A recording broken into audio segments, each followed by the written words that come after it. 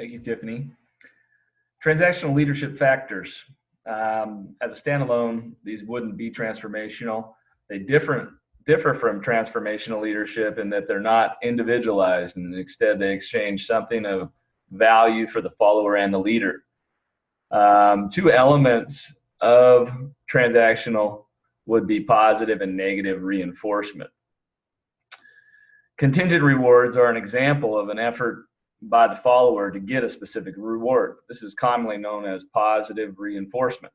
Examples of positive reinforcement: a parent and a child in that relationship, the parent might say to the child, if you get your homework done, I'll let you watch some TV, or if you do your chores, you can go out on Friday night. So basically, if this, then that. A student and a teacher have a similar relationship in that the student knows that if they meet the guidelines of what the teacher is asking for, then they have a pretty good chance of earning a good grade. So positive reinforcement. Management by exception would be negative reinforcement. This involves a correlation between action and criticism. Corrective action, excuse me.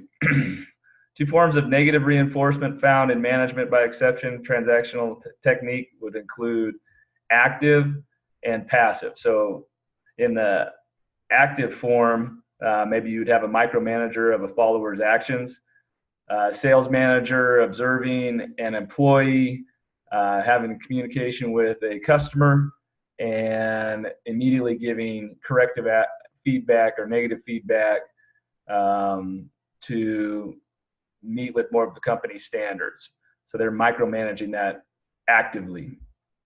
Passive form would be where a manager would intervene when a problem has occurred and take corrective action.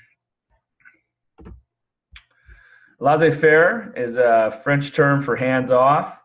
The leader, air quotes, would be characterized by a lack of decision or directions. They would let it ride mentality. They don't provide a lot of feedback for their followers.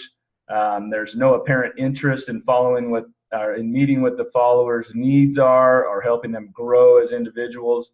So an example of laissez-faire would maybe be a CEO who calls a meeting with no real clear purpose or direction towards a vision. Bennis and Nennis study investigates 4 common strategies used by leaders in transforming organizations. It adds validity to transformational leadership. First thing is transforming leaders have the ability to present a clear, attractive, realistic, easy to understand vision. It's a team effort between the followers and the leader. This vision grows out of the needs of the organization, and it's easily claimed and supported by all parties involved, so there's consensus. Transforming leaders were referred to as social architects by Bennis and Nennis. This alludes to the leader's ability to create a vision and articulate that, to share the meanings and mobilize the support of the group towards a common purpose or identity. Transformational leaders are able to build trust. Leaders make positions clearly and stand by them. So this predictable and reliable action leads to a common understanding of how the organization is going to do things. So this is how we do things around here. And a healthy organizational identity. Everybody feels invested. Transforming leaders have an innovative and creative deployment of self is what Bennis and Nennis referred to it as. So basically, in my interpretation, I'm taking that as leaders are aware of their strengths and weaknesses, and they focus on their strengths and immerse themselves in the goals of the group or the organizational vision. And this consistent focus on improving inspires a collective effort out of the group. Kouzes and Posner, they came up with 5 fundamental practices of effective leadership. First, Kouzes and Posner found that effective leaders model the way. Leaders are clear about their values. They provide a personal example of how to act, and they walk the talk. So they're inspiring others to change, and at the same time, they're leading by an example. The effective leadership inspires a shared vision. Effective leaders show how the vision can help others reach their goals and inspire a teamwork environment. Shared vision inspires selflessness, so the followers will hopefully do something for others outside of their normal work assignment, share the vision of the whole group and meet the goals of the organization. To challenge the process, to demonstrate a willingness to think outside the box, be creative and innovate. They grow to improve and learn to challenge the status quo, as I mentioned.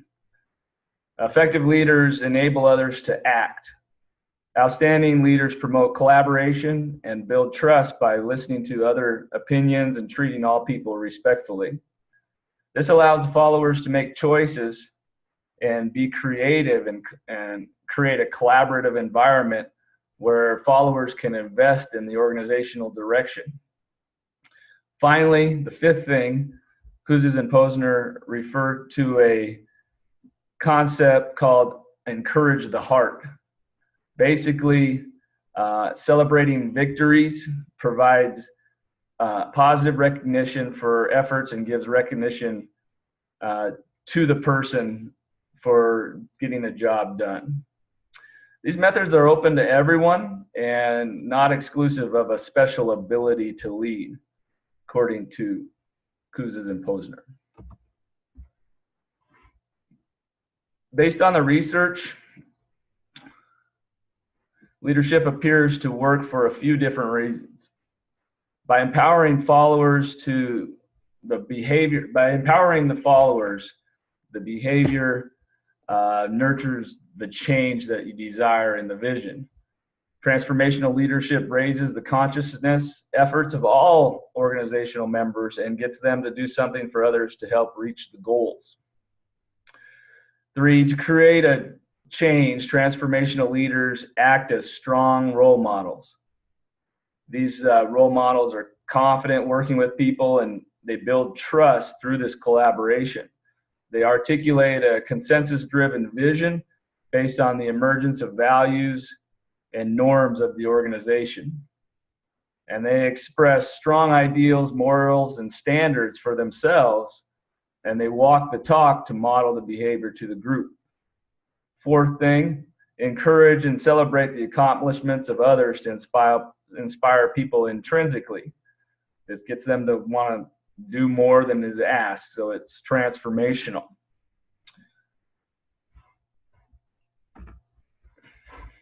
The strengths of transformational leadership are abundant.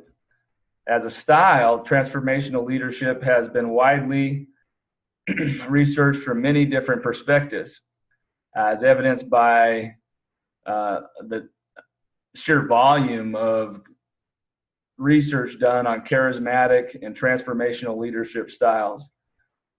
I read somewhere that roughly 35% of research published work done between 1990 and 2000 was on this perspective. So there's quite a bit of research that has been done on this topic. Transformational leadership, another strength would be that it has an intuitive appeal. The mass appeal stems from the desire for a leader who is out front, advocating change for the benefit of all people involved. And I think people like this, and it's appealing to have a leader who will provide a vision for the future. Transformational leaders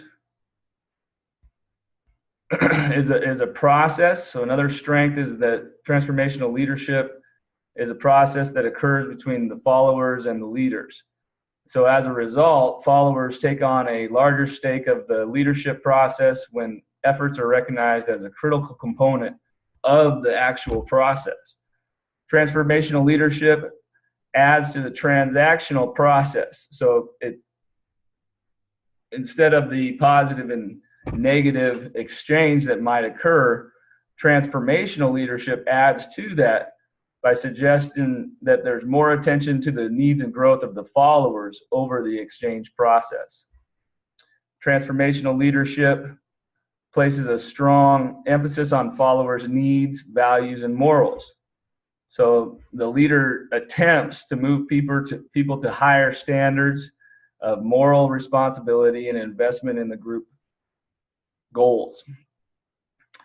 Because there is an emphasis on morals, transformational leadership discards coercive power users as a model of leadership.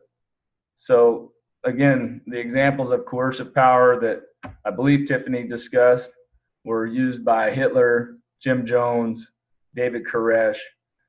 So transformational leadership discards the coercive power as a model of leadership. Simply put, it is an effective form of leadership. Transformational leadership has research that indicates it works. It works with follower satisfaction, motivation, and performance. Some of the weaknesses of transformational leadership is that there isn't a formal research component that clearly measures the root of the transformations occurring at the organizational level. Transformational leadership theory seems to treat leadership as a personality trait, a personal predisposition, rather than a behavior that people can learn. Furthermore, if it is a trait, training people would be difficult because it's hard to change traits. You could talk about it, but people might have a predisposition, and changing to a transformational style would be difficult. So with that being said, it has not been proven that transformational leaders are actually able to transform individuals and organizations. There is quite a bit of evidence that suggests that transformational leadership is associated with positive outcomes, such as organizational effectiveness as a group. However, there is not a study that shows a definite link between the ability of the leader to transform individuals. Some see transformational leadership as elitist or non-democratic. Much of the research focused on a leader does not consider impacts of followers' behavior and achievement of vision success. And then finally, pseudo-transformational is an example of the potential of transformational leadership to be abused. So back to the coercive power, you might be able to use the powers of good for evil. In review, transformational leadership is a style that has a generalized set of typical actions taken during transformational phases of organizational development. Emphasizes self-awareness of behavior processes related to individual followers' needs and the changing dynamics of an organization. Bass and Ovilio, 1994, point out that this can be taught to all levels of an organization with positive effects. So particularly in the areas of team development, decision-making groups, quality initiatives, and reorganization, there has been substantial evidence showing that the hierarchy, it could be anybody in the group, so the hierarchy doesn't necessarily matter. MLQ or other similar leadership assessments act as a springboard to recognize strengths and weaknesses in the ability to prescribe transformational leadership practices. So building a vision, individual consideration for followers, and promotes creativity is an important component of transformational leadership. It should be noted that transformational leaders often use a combination of the 4 I's and transactional factors. Overall, though, transformational leadership can be summed up by how it provides information about a leader's behavior with transactional and transformational considerations. Some key takeaways for me, the transformational leadership style involves four main elements. The 4 I's: individualized consideration, inspirational motivation, idealized influence, and intellectual stimulation. Transformational leadership style is individualized. Transformational leaders attend to the individual needs of their followers. By empowering the individual follower, evidence suggests that they will perform beyond the normal expectation. Transformational leaders are inspirational. Transformational leaders provide a clear and easy to follow vision that the group will get behind. This, coupled with a strong sense of purpose, has a tendency to galvanize the group towards the vision. It's idealized influence. Transformational leaders are excellent role models. They walk the talk. Intellectual stimulation. Transformational leaders encourage creativity and innovation. Intellectual stimulation to motivate their group to think outside the box and work as a team collectively. When comparing transformational to transactional techniques on their own, there's a positive correlation between transformational leadership and sustainable organizational performance. I'm going to leave you with a couple of thoughts. Well, basically one question. Is there a reason why you couldn't positively affect your world using the concepts of transformational leadership? Can't wait to see you and hear your guys' thoughts on how one person can positively affect the future of education. Our kids deserve it.